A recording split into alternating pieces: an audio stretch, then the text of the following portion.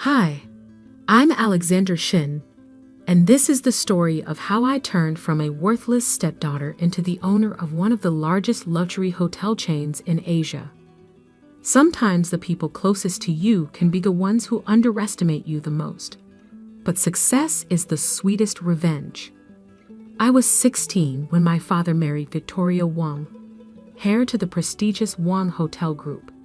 From day one, she made it clear that I wasn't part of her legacy. Her daughter, Isabella, who was my age, treated me like a servant rather than a stepsister. "At least now, you'll learn the value of hard work," Victoria would say with a smirk. The summer I turned 18, Victoria insisted I earn my keep by working at their flagship hotel in Singapore. Not in management training, like Isabella, but as a busser in their restaurant. "Someone needs to learn humility," she told my father, who merely nodded, too invested in his new marriage to protest. What they didn't know was that I had inherited $50 million from my mother's family when she passed away.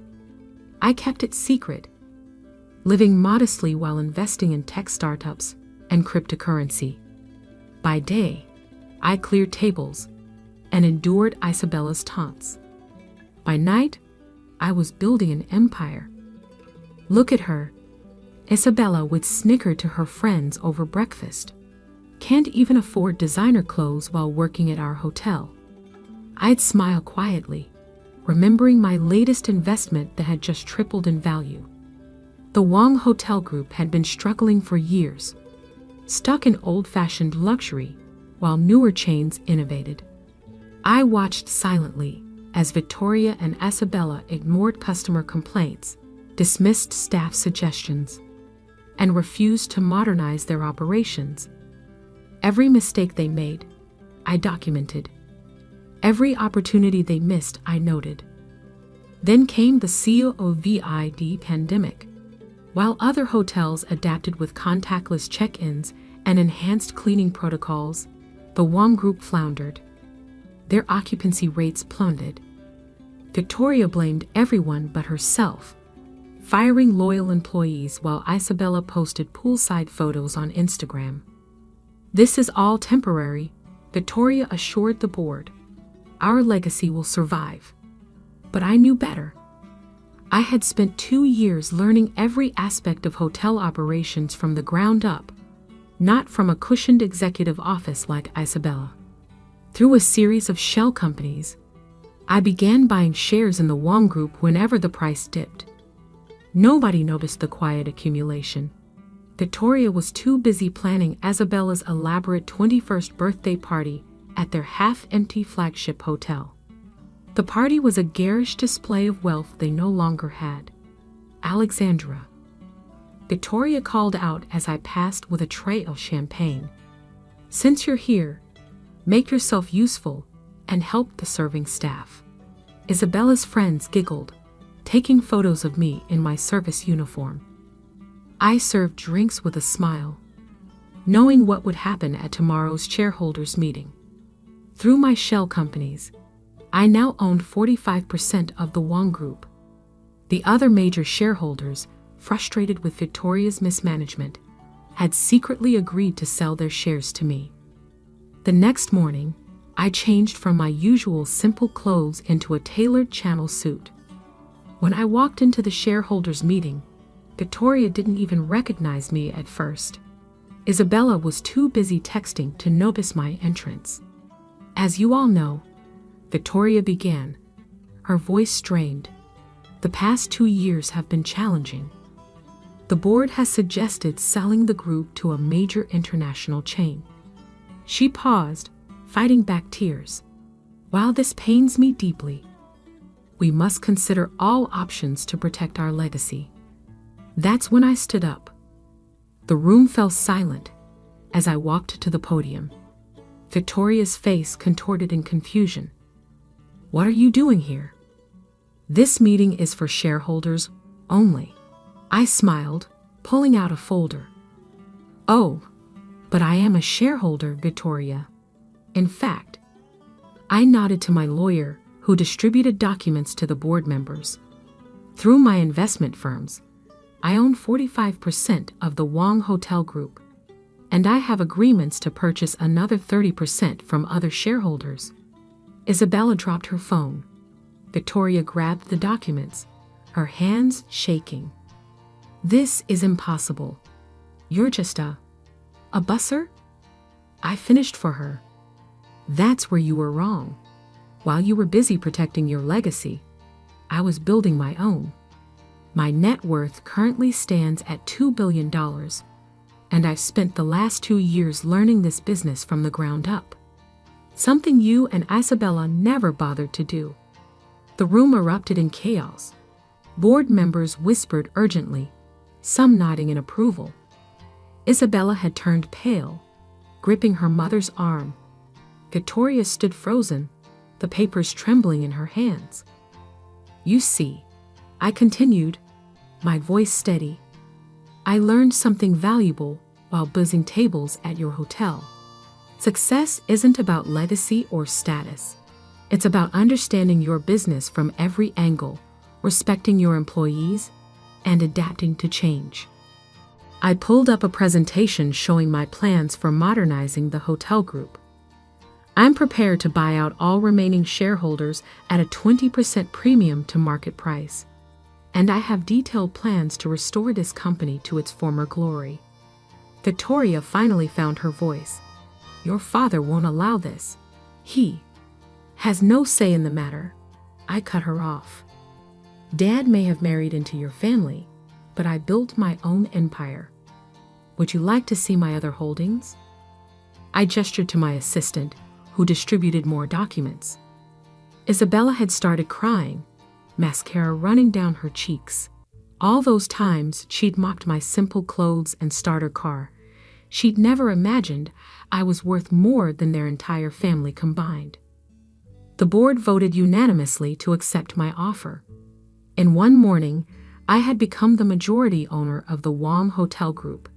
As shell-shocked board members filed out, I turned to Victoria and Isabella. Don't worry, I said softly. I won't fire you immediately. In fact, I think it's time you both learned the business from the ground up. Isabella, you can start by buzzing tables tomorrow. Victoria, housekeeping needs help on the 3rd floor. Victoria and Isabella showed up the next morning looking like they'd aged years overnight. Isabella's designer outfit had been replaced with the standard staff uniform. Her perfectly manicured nails, now hidden beneath rubber gloves. This is illegal, Victoria sputtered as she watched Isabella awkwardly handle a bus tub. You can't demob us like this. We'll sue. I smiled, remembering all the times they'd forced me to work double shifts. Actually, I can. The board has given me complete control over staffing decisions. But don't worry. Unlike you, I believe in fair treatment. You'll both receive the standard employee wage, plus tips. The news of my takeover spread to the hotel industry like wildfire. Techich Bilionare reveals security IENTITY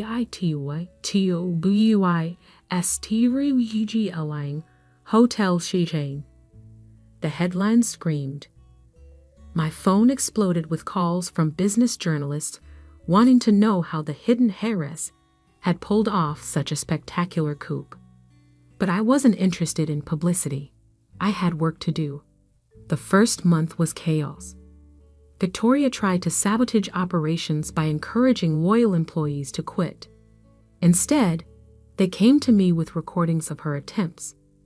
We've waited years for someone to fix this place, my former supervisor told me. We're on your side. Isabella lasted 3 days as a busser before having a meltdown in the middle of the lunch rush. I can't do this, she screamed, throwing down her towel. Do you know who I am? Yes, I replied calmly, helping a startled guest with their water. You're an employee who just abandoned their station. That's grounds for immediate termination. Would you like to reconsider your actions? She stayed, But her Instagram posts changed dramatically. Gone were the poolside photo shoots and champagne brunches. Now she posted about learning humility and understanding the value of hard work. Her followers ate it up, calling her inspirational. Meanwhile, I began implementing changes I dreamed up during those long nights clearing tables. We introduced mobile check-in, upgraded our sustainability practices, and revamped our customer service protocols. Every employee, from housekeeping to management, received comprehensive training and better benefits. "You're going to bankrupt us with these expenses," Victoria warned during a staff meeting, her housekeeping uniform wrinkled from actually cleaning rooms. "Strange," I replied, pulling up our financial reports.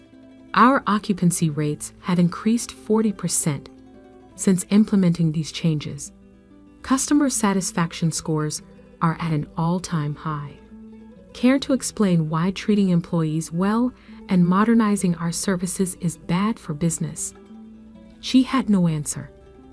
3 months into my ownership, my father finally worked up the courage to visit. He found me in my office, my former break room that I'd converted into a modern command center. "Alexandra," he began, looking older than I remembered.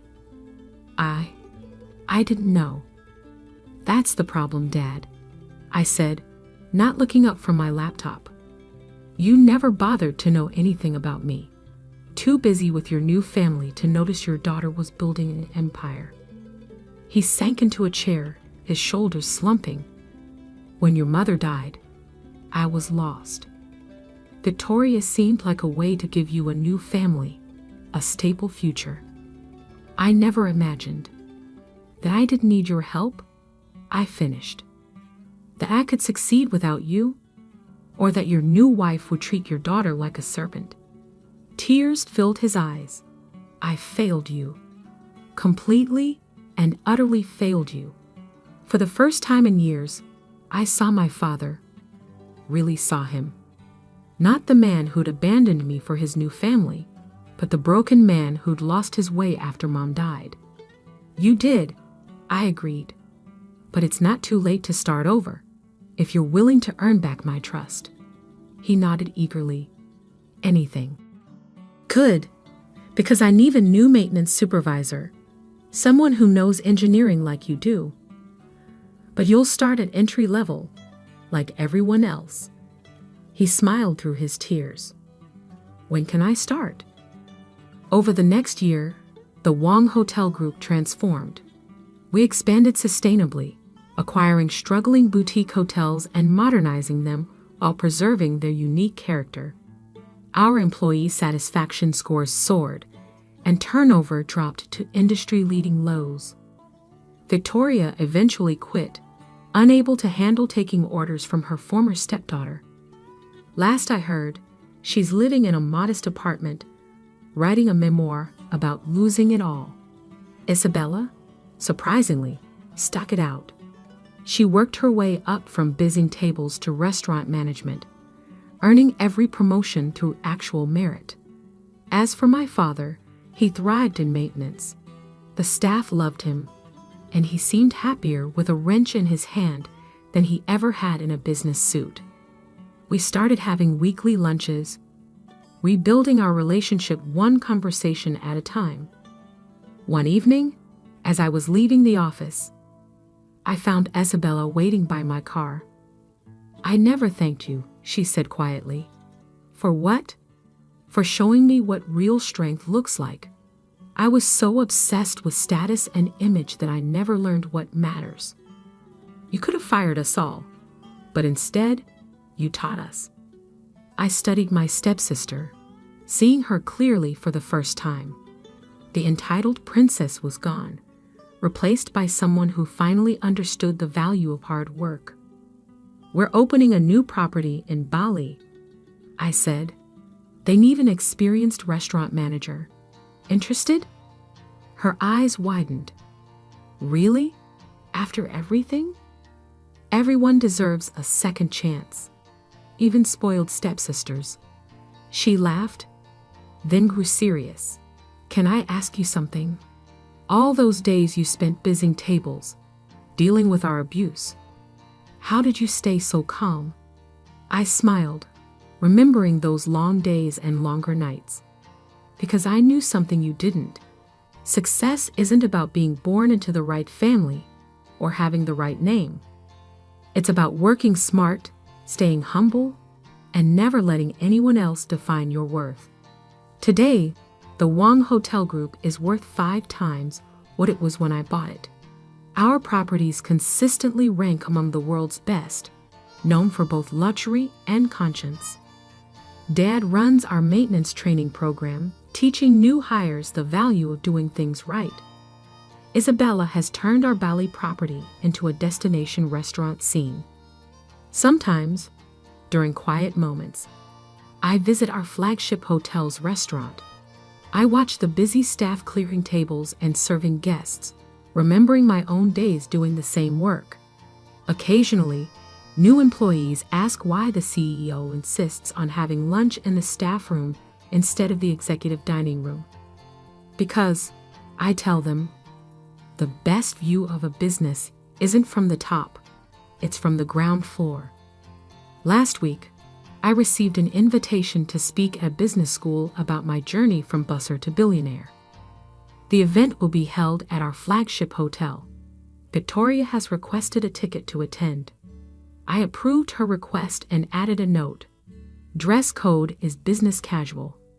But don't worry, if you can't afford designer clothes, we provide uniforms. After all, success isn't just about making money. Sometimes, it's about teaching the people who once looked down on you to look up, way up.